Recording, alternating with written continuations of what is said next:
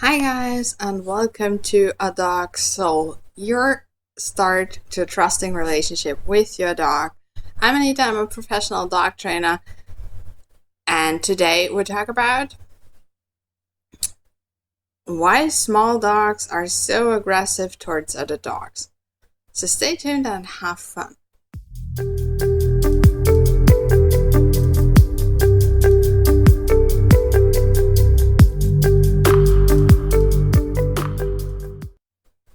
Alright guys, why don't you let me know how you're thinking about the new intro? I'm trying around a little bit and I would love to hear your opinion on it because this is something that is just for you, and of course, you have to like it. So let me know. You can either write me an email, or if you like it, leave me a comment or a review and a rating. Alright, so maybe you have noticed that very often small dogs aren't really comfortable when meeting other dogs, especially when they are bigger. And I thought maybe we'll just talk about it a little bit. And if you have a big dog, and most of the time big dogs come into training, so this is amazing, then maybe you will get an idea how to help little dogs when you meet them on your walks, because sometimes the owners of little dogs don't really see the necessity of training. So if you can help another dog, that's always great. Alright, so what happens sometimes is that a little dog is on leash and walking towards another dog, and the little dog is tensing up and obviously feeling uncomfortable. But since he is little and doesn't weigh very much, he's just dragged along because the human isn't really paying attention, and well, it's possible. So yeah. And maybe the human even gets a little annoyed because the dog is slowing down again, and this is something that's happening very often and it's annoying, and yeah. So the small dog is dragged towards the other dog, and of course he feels more and more uncomfortable. This is something that happens to every dog who is uncomfortable in an encounter situation. So this is normal. It's not just for little dogs, but little dogs get dragged along a lot more often than big dogs, just because it's possible.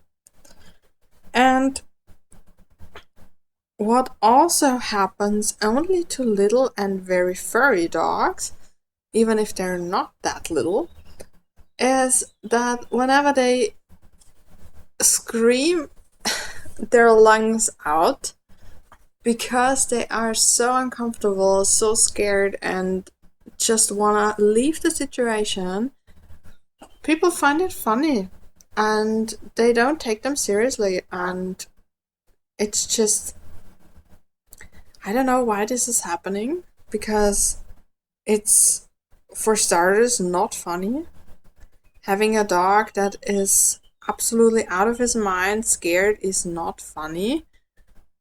And this is something we see very often in these stupid videos that are uploaded on, doesn't matter what platform, but where people scare the hell out of their dogs and find it funny. It's actually not. So I don't know if they would find it funny if they're scared shitless. So yeah, whatever. Just a little rant on my side, because I get really, really emotional when it comes to fear. So alright, let's get back to the little dog who's dragged towards another dog. What also happens sometimes is that people kind of misunderstand socializing. So they think their dog has to meet and get into close contact with every other dog, and they're not allowed to run away or go away. They're not allowed to walk in curves, which would be polite. They're not allowed to sniff the ground and slow down, which would also be polite. And this not only happens to small dogs, but again, small dogs can just be dragged into the encounter. There is nothing they can do about it. And some people even find it funny when they bite, because it doesn't hurt that much.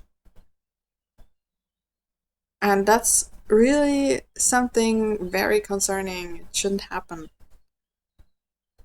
We should always take into consideration if our dogs are feeling nice or not in any given situation. So, yeah. And the worst thing for me is when trainers do that.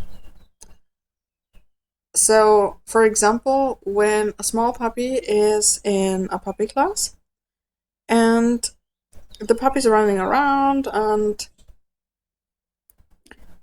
playing with each other or not, depending on the quality of the puppy class.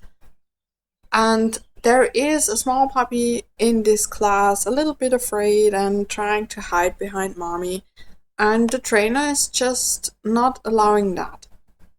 The mommy has to step away and stop giving shelter to this little dog, and the dog has to interact, and he feels more and more uncomfortable and scared. Of course, this dog will always have an issue with other dogs, because these first experiences in the young dog's life have been bad. And whenever a dog is scared shitless by other dogs, the experience is bad, of course. And another thing for little dogs is that they are little. This is actually an issue because dogs are extremely different in sizes. So there are a gazillion breeds and they are all different. And of course, if there is a very small dog approaching a very large dog, or even worse, the other way around, and it can be really scary. It's like you are meeting a, I don't know, 6 meters tall person, and that person is just running towards you very, very fast, and you know you could be crushed by his foot. So this is what happens, for example, when a Chihuahua puppy meets an adult Great Dane.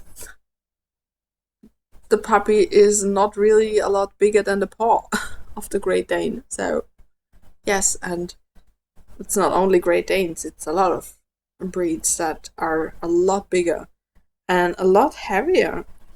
So, when you look at the play style of different breeds and different dogs, a lot of the smaller ones are also the more sensitive ones and the more careful ones.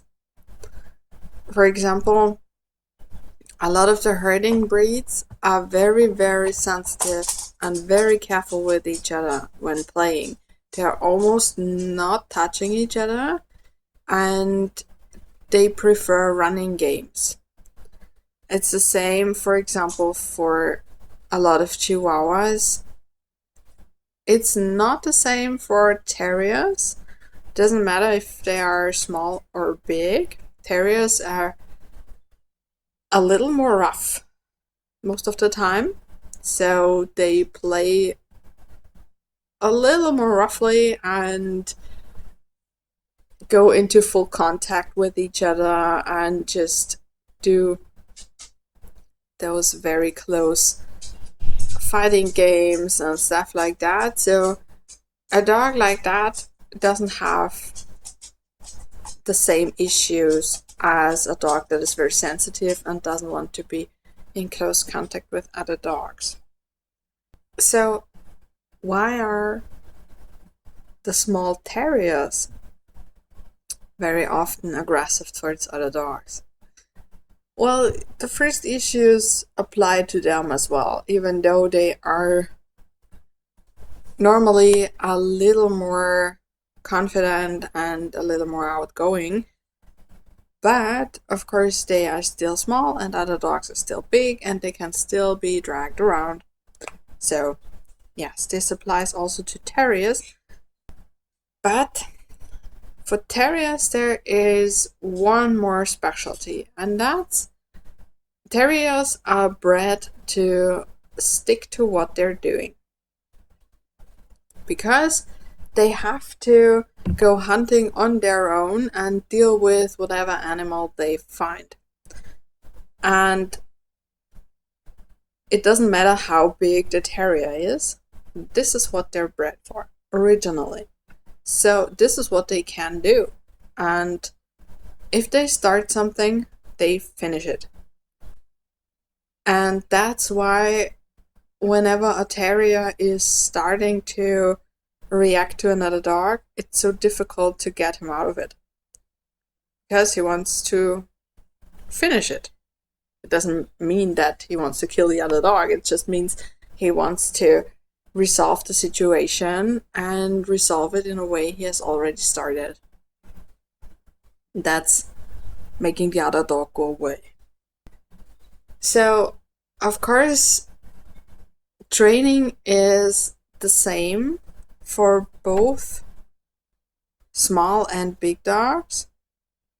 And if you see another dog already tensing up and uncomfortable in the situation, try to walk in a curve or get a little more distance between your dog and the other dog in.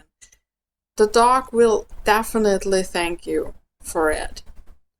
And if the human doesn't, who cares? Then that's really a shame, because the human obviously doesn't know that his dog needs something like that. But you have helped the dog, so this is great. And of course, if you have a reactive dog, the most important thing is to get the dog comfortable in the situation again. And there are a variety of techniques that can do that. And of course, if you need help with that, just book yourself a free call. The link is in the description and we'll see how I can help you with it. What matters is you start training. And if you have a little dog that is always barking and snapping and growling and whatever at other dogs, it's as important to start training as with a big dog. So it's amazing that you're here and listening to this and that you want to start training. I wish you a great time doing so, and of course we'll see each other next time. Until then, bye!